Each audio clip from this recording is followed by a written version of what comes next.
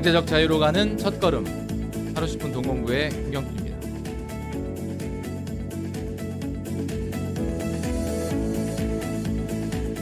네, 여러분 반갑습니다. 오늘 이 시간에는 짜장면과 스테이크 가격 중에 무엇이 빨리 올라갈까라는 내용으로 말씀드리겠습니다. 시작하기 전에 먼저 구독과 좋아요 그리고 알람 버튼까지 꾹 눌러주시면 좋겠습니다. 네, 고인플레이션 시대가 개막되는 것이 아닌가 하는 우려가 있죠. 유럽 중앙은행은 18년 만에 인플레이션 목표치를 2%로 상향했다고 합니다.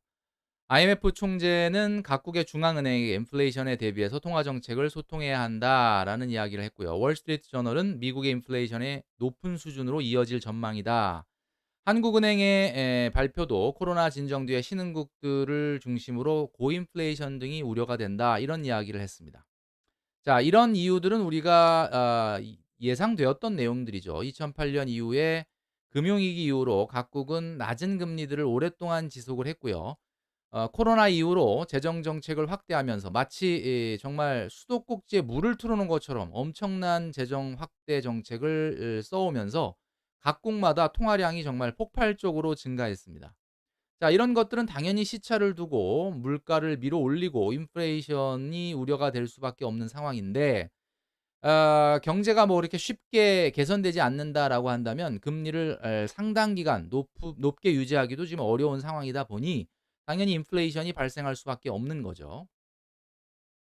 자, 이렇게 과거 영상을 통해서 말씀드렸던 것처럼 장기적으로 통화량이 가격 변화의 요인인데요. 이것은 우리가 화폐 수량설이라는 걸 통해서 입증을 했었습니다. 그러니까 결국은 재화나 서비스, 자산 가격 모두 화폐의 양과 밀접한 관련이 있다라는 내용입니다. 자, 과거 영상을 통해서 자산 가격의 변화가 통화량에 기인한다고 말씀드렸죠. 대치동 음마 아파트는 우리나라의 통화량과 그 통화량의 상승폭과 매우 밀접한 연관이 있다라고 말씀드렸죠. 2005년도에 994조 원일 때는 6억 5천이었는데 통화량이 1,000조를 안 넘었을 당시에 6억 5천 정도 수준이었던 아파트 가격이 지금은 통화량이 3,000조를 넘어서다 보니까 한 22억까지 올라갔습니다. 그러니까 이것은 아파트에 대한 수요와 공급에도 물론 단기적으로 영향이 있겠지만 장기적으로 15년간 300%가 넘는 통화량의 증가가 결국 300%가 넘는 집값 상승으로 이어졌다라는 말씀을 드렸죠. 오늘 말씀드리려고 하는 이 자산 가격이 아닌 서비스나 재화도 마찬가지입니다. 자, 우리가 이제 하이퍼 인플레이션 시대가 열리는 게 아닌가라는 우려를 하고 있는데, 자, 서비스나 재화는 어떨까요? 자, 80년대, 1980년대 짜장면 가격은 500원이었다라고 합니다. 뭐 저도 솔직히 80년대 500원 내고 먹었던 기억은 없습니다. 뭐 그 정도의 기억은 없는데 80년대 중반에 500원 정도 하던 이 짜장면 가격은 지금 2021년 현재 얼마냐? 현재는 한 7,000원 정도 하죠. 자, 7,000원. 그러면 30년, 35년 만에 지금 14배 정도가 가격이 상승을 한 겁니다. 자, 그러면 이것은 어디서 기인한 것일까? 우리는 가격의 결정 요인은 수요와 공급이라고 배웠죠. 자, 수요와 공급에 의해서 가격이 결정됩니다. 그렇다면 지난 35년간 짜장면 가격이 14배가 상승했다라는 것은 짜장면의 수요가 14배 증가한 것이냐? 아니면 짜장면의 공급이 14분의 1로 준 것이냐? 그런 논리가 아니라는 거죠. 뭐 단기적으로는 그럴 수 있지만 결국 이렇게 30여 년간의 짜장면 가격에 가장 큰 영향을 미친 것은 역시 수요와 공급보다는 통화량, 결국 소득이 될 겁니다. 자, 1980년대에 짜장면을 주로 사 먹던 사람들의 평균 소득은 25만 원이었습니다. 자, 그런데 2021년도 짜장면을 즐겨 사 먹는 사람들의 평균 소득은 350만 원으로 14배 정도가 증가했죠. 자, 이것이 바로 서비스나 재화 가격도 자산 가격처럼 통화량과 소득에 영향을 받는다는 것을 입증해 주고 있는 내용입니다. 자, 또 다른 외식 메뉴를 한번 살펴볼까요? 자, 스테이크는 어떨까요? 스테이크는 1980년대에 얼마를 주고 사 먹었을까?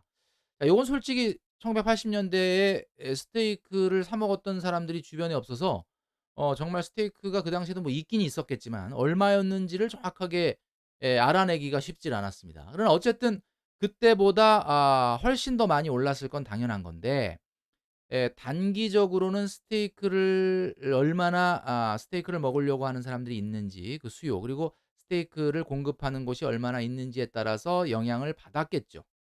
그러나 역시 장기적으로는 역시 이것도 스테이크를 사 먹는 사람들의 소득과 밀접한 관련이 있다는 것을 우리는 쉽게 유추할 수 있을 겁니다. 자, 과거 영상을 통해서 저성장 시대에는 소득이 양극화된다라는 말씀을 드린 적이 있었습니다. 기억하실 텐데요. 자, 왜 저성장 시대에는 소득이 양극화될까? 자, 2020년 우리나라의 가구별 5분위 소득 현황을 한번 살펴보면요. 가장 소득이 낮은 하위 20% 가구는 163만 원, 그다음에 2 분위가 337만 원, 그다음에 473만 원, 그리고 가장 소득이 높은 상위 20% 가구는 1,039만 원인데요. 2020년은 코로나로 굉장히 어려웠던 시기 아니겠습니까? 5 분위 같은 경우와 4 분위 같은 경우는 그래도 상승을 했습니다, 전 분기 대비해서. 그런데 1 분위와 2 분위 소득자 같은 경우는 소득이 지금 떨어졌죠. 재난지원금과 같은 그런 복지, 이전 소득이 있었음에도 불구하고 이렇게 떨어진 걸 보면 아무래도 성장이 어려워지게 되면 소득은 높은 사람들에 비해서 낮은 사람들이 더 타격을 받는다라는 것을 우리가 알 수 있습니다. 자, 저성장이 계속되게 되면은 결국은 소득의 양극화가 발생을 한다. 소득의 양극화는 자산의 양극화로 연결됩니다. 그러니까 소득이 높은 사람들이 사고자 하는 주택은 가격의 상승률이 높고, 소득이 낮은 사람들이 사고자 하는 주택 가격은 상승률이 낮아지는 거죠. 자, 마찬가지로 서비스나 재화도 마찬가지입니다. 뭐 부자라고 해서 짜장면을 안 먹는 것은 아니지만 주로 부자들이 소비하는 서비스나 재화, 그리고 그렇지 않은 경우가 소비하는 서비스와 재화의 가격도 다 이 소득의 영향을 받는다라는 거죠.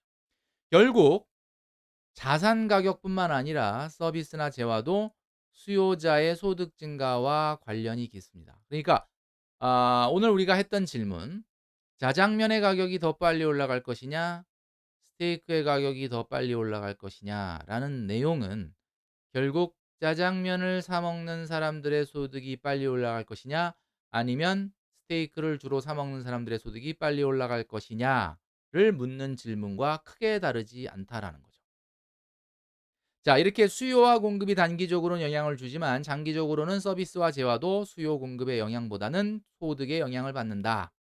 자, 그런데 우리가 익히 잘 알고 있는 내용 중에 가격이 오르면 수요가 줄어들어야 하는데 가격이 오름에도 불구하고 수요가 전혀 줄지 않는 경우가 있습니다. 이것을 우리가 베블렌 효과라고 얘기하는데, 가장 대표적인 예가 사람들이 많이 갖고 싶어하는 명품백이라고 볼 수 있겠죠. 얼마 전에 명품백이 이 가격이 1,000만 원을 돌파했다, 뭐 이런 내용이 한번 보도가 된 적이 있었습니다. 그럼에도 불구하고 사려는 사람들이 정말 새벽같이 줄을 선다, 뭐 이런 내용이 있었죠. 일반적인 백의 거의 100 배에 가까운 이 가격, 이럼에도 불구하고 사려는 수요가 전혀 떨어지지 않는 이유, 이것은 과시욕으로 오히려 가격이 높을 때 수요가 더 증가하는 베블렌 효과를 우리가 떠올리게 된다라는 이야기입니다. 결국은 시장 자체가 다르다라는 겁니다. 짜장면을 사 먹는 사람들의 짜장면을 파는 시장과 스테이크를 파는 시장은 다른 시장이다라는 거죠. 그래서 수요와 공급의 법칙으로만으로는 설명할 수 없는 것들이 있다. 우리가 앞으로 이제 어쩔 수 없이 겪게 될 하이퍼 인플레이션 시대에는 결국은 이런 수요와 공급이 파괴가 되고 시장이 완전히 다른 양상의 시장들이 등장을 하게 될 겁니다. 그것은 자산 가격도 마찬가지고 서비스나 재화 시장도 마찬가지가 될 것이다. 자, 그래서 이런 하이퍼 인플레이션 시대에는 현금만을 들고 있는 상황이 돼서는 절대 안 된다라는 말씀을 과거 영상을 통해서 여러 번 강조를 드렸습니다. 자, 오늘 말씀드린 동공부 정리하면서 저는 물러가도록 하겠습니다.